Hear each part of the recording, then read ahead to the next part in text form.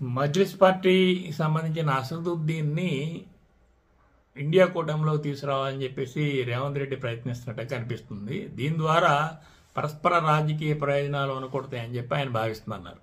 ప్రధానంగా కాంగ్రెస్ పార్టీ అగ్రనాయకత్వం దగ్గర రేవంత్ రెడ్డి యొక్క పలుకుబడి బలపడుతుంది. రాష్ట్రంలో ముస్లిం ఓట్లను పోలరైజ్ చేయడంలోనూ ఇద్దరు పరస్పరం సహకరించుకోవచ్చు. ఈ రకంగా ఈయన ఆలోచిస్తున్నాడు.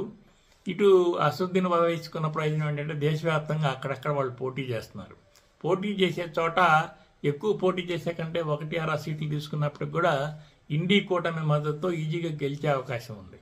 అయితే గతంలో ఈయన అనేక చోట్ల పోటీ చేసి బీజేపీ వాళ్ళకి సహకరించాడు. అంటే ముస్లిం ఓట్లను చీల్చడం ద్వారా కాంగ్రెస్ మీద పోటీ చేసి కాంగ్రెస్కి రావాల్సిన ముస్లిం ఓట్లను చీల్చడం ద్వారా బీజేపీకి పరోక్షంగా సహకరించాడు కనుక ఇది బీజేపీకి బీ టీం అని చెప్పి కాంగ్రెస్ పార్టీ విమర్శించింది. అయినప్పటికీ కూడా బీజేపీ భావజాలం, బీజేపీ ఓటు బ్యాంక్ వేరు, ముస్లిం ఓటు బ్యాంక్ వేరు, అసదుద్దీన్ ఓటు బ్యాంక్ వేరు కనుక అది పెద్దగా ప్రభావం చూపలేదు. కానీ కర్ణాటకలో మాత్రం ఆయన పోటీ చేయొద్దని ముస్లిం సంఘాలు తీవ్రంగా హెచ్చరించి ఆయన పోటీ నుంచి వెనక్కి నెట్టినాయి.